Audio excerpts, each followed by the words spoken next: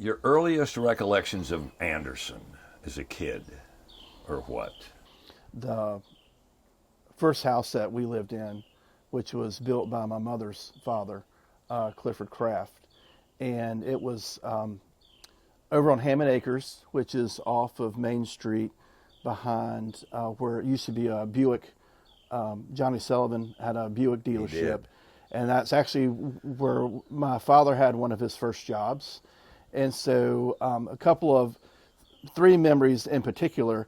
One was after they built the McDonald's behind Buick, we would walk to McDonald's and get breakfast, and especially when it snowed, we would walk up there with our sleds, and then we would sled down the hill right at the dealership that went down into Yep. the garage.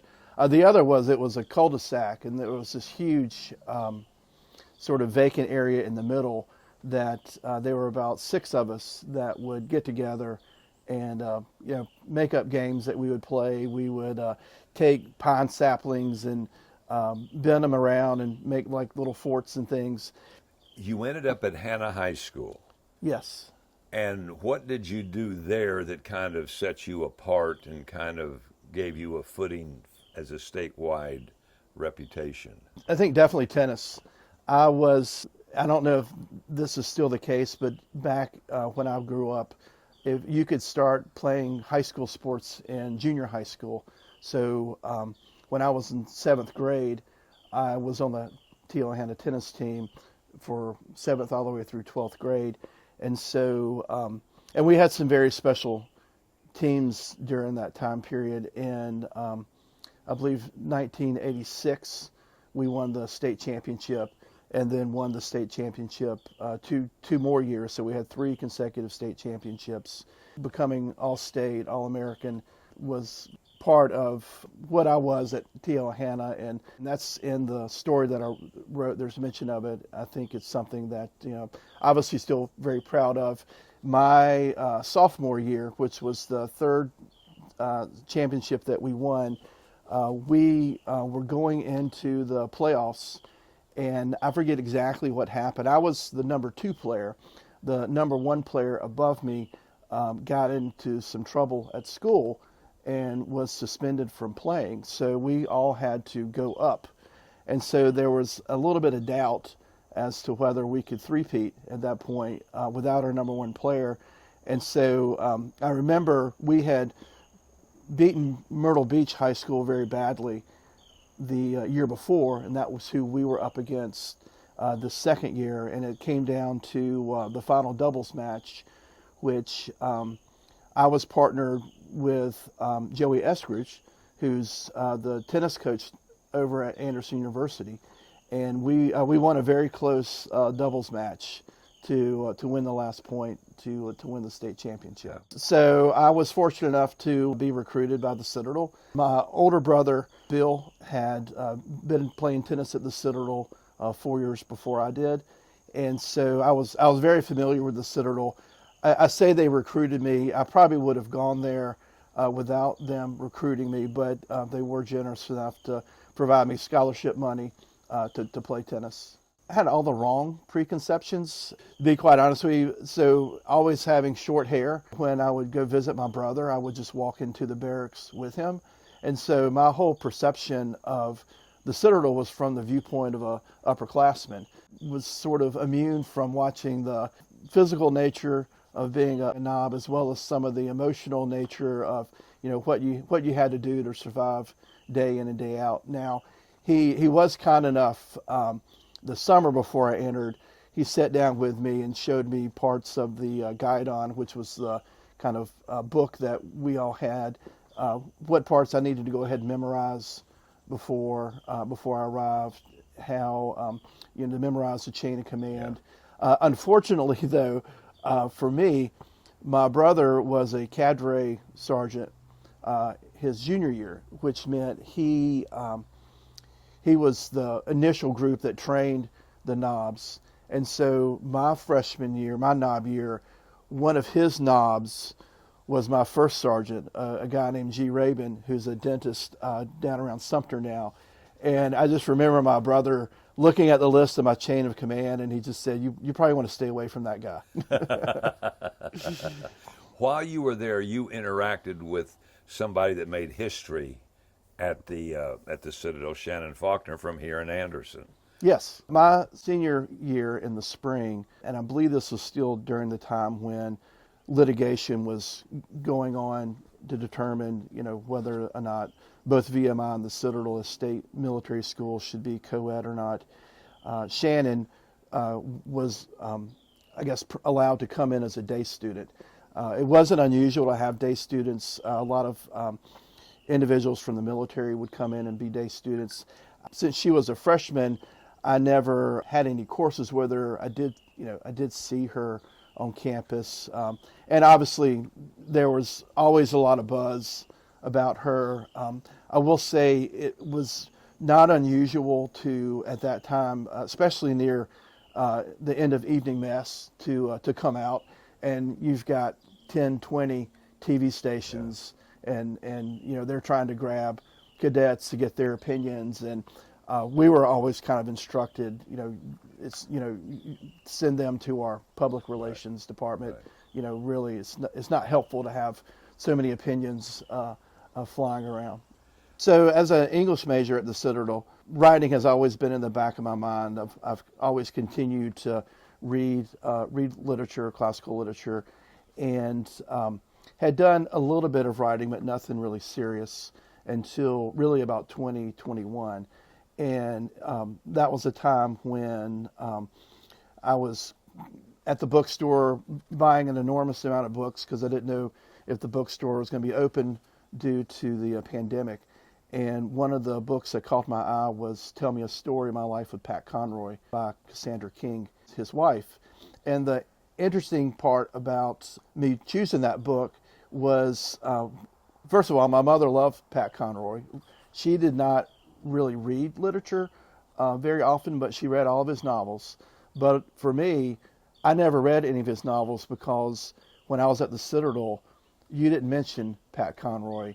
And so sitting down and reading her book and his comments about how everyone has a story, reading about the Pat Conroy Literary Center down at Beaufort, I actually, right after finishing the book, started writing and thankfully sent her a letter just saying how much the book inspired me, that I would love to, next time I'm in Beaufort, come over and see the Pat Conroy Literary Center, which I did a few months later and had the pleasure of meeting Cassandra personally, as well as Pat's sister, Kathy, who gave us a tour of the Conroy Center. Yes. So that kind of sets you moving forward to writing your story.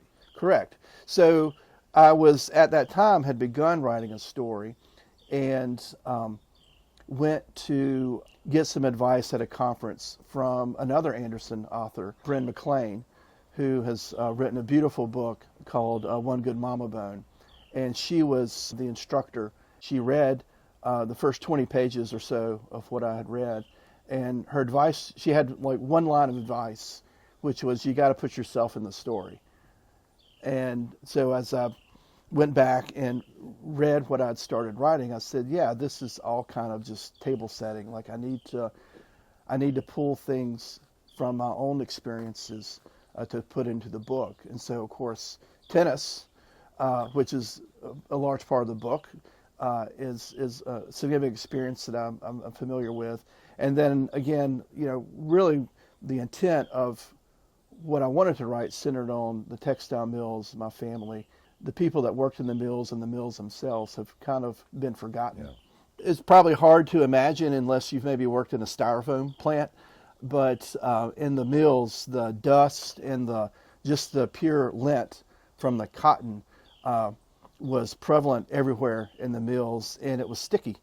And so it stuck to everything, and it would stick in your hair. And a lot of times it was hard to get out. And so if you, let's say, left the mill village for the day and went to downtown Anderson, people would see the lint in your hair, and so you kind of, and it kind of became a disparaging term, unfortunately, of you're a lint head. Yeah. And I think that's captured a little bit in the book about how there were some social class situations in which people in town sort of looked down on the mill. First of all, I had to sit down and learn a lot about the publishing industry itself. There are numerous publishing houses, and kind of like any product or any service that you buy, there are different levels. So I was fortunate enough to work with a private editor who had some experience with Scribner, and she and I talked at length one day about what it would take to publish at a Big Five publishing house, what it would mean to publish at a smaller publishing house, and then also some of the benefits of self-publishing. And so for me, I was able to work with a cover designer down in Charleston who designed a beautiful cover, and I decided to self-publish because it was really the fastest way I could get the book out. I was very eager to get it out and have people read it. And I figured even if I was going to publish with maybe a smaller publishing house, I would be doing a lot of my own marketing anyhow. So it was almost a matter of convenience and having a little bit more control. I've been extremely happy that from high school friends to friends of my parents to old neighborhood friends, those who have read it have all said it's been a wonderful book. I didn't want readers to read it as a litany of complaints about my adolescence. That's not at all what this book is about. It's a part of it, but there are larger themes that it speaks to, and the individuals who have reached out to me, and some even who've put Amazon reviews, which are always very helpful, and it certainly encouraged folks to do that. They've commented on the underlying themes and just said they've really enjoyed it, and some of them have said it kind of brought me back to our days in high school together. So a very good response that I'm very pleased at. One of the challenges for me is having a full-time job, 4 kids, and being married at the same time. So one of the drawbacks of publishing this sooner than later was that my time's very limited. So if there are folks that I haven't reached out to yet that are wondering why, it's just a matter of logistics and what my daily schedule's like.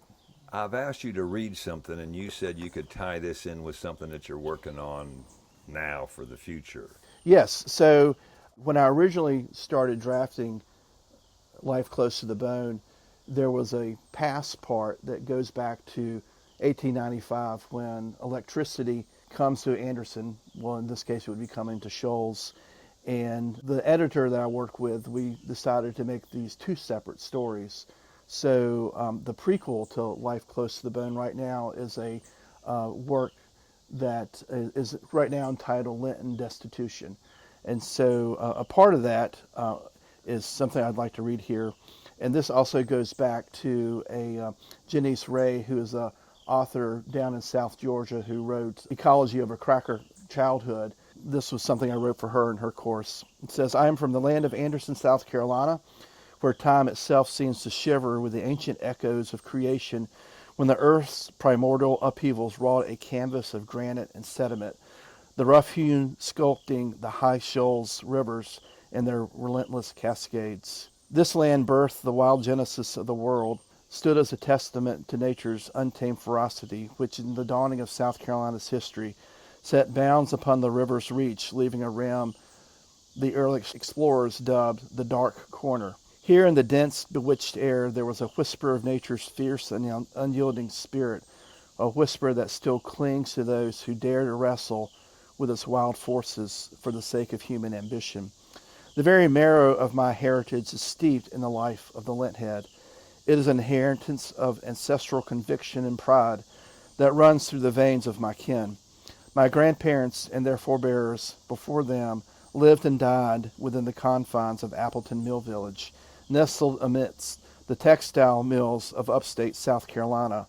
Here the red hills of clay greet the towering majesty of the Appalachian Mountains, and the clear mountain-fed streams of the French Broad River whisper tales of moonshine, and smoky blue horizons draped in tenuous mist, fostering ghostly legends. Though I've departed from Anderson, my vow to return remains steadfast. For this is the geography of my formation, etched in the depths of my being. It is a landscape of deep-seated memory, a part of me that defines me in its essence.